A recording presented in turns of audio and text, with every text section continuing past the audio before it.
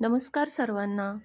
आज बनवणार आहे मी शेवग्याच्या पानांचे पौष्टिक असे थालीपीठ. अशा फांद्या तोडून आणल्या होत्या कवळ्या कवळ्या, त्याची अशी पानं काढून घेणार आहे.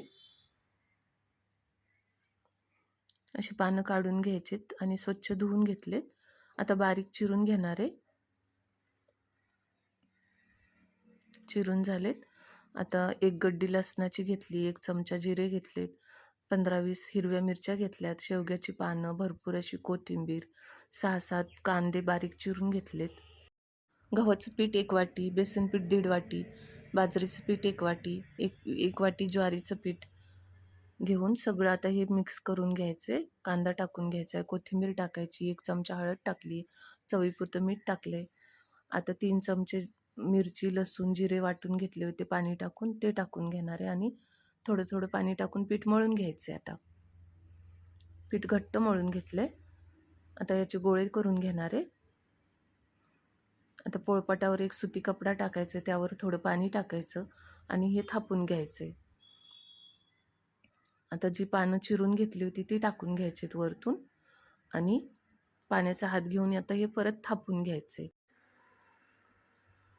मध्ये एक होल करायचं. तवा आपला तापत ठेवलेला आहे, त्यावर तेल टाकलेलं आहे आणि आता हे असं पलटी करून घ्यायचे. थोडासा पाण्याचा शिंतोडा मारायचा आहे आणि कपडा काढून घ्यायचा आहे. आणखीन चवदार होण्यासाठी मी याच्यावर थोडंसं शेंगदाण्याचं कूट टाकले, जाडसर वाटलेले, आणि थोडंसं थापून घ्यायचे वरून.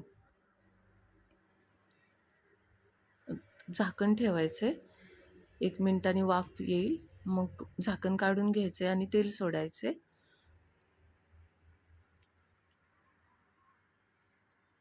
आता पलटी करून घ्यायचे आणि खमंग भाजून घ्यायचे.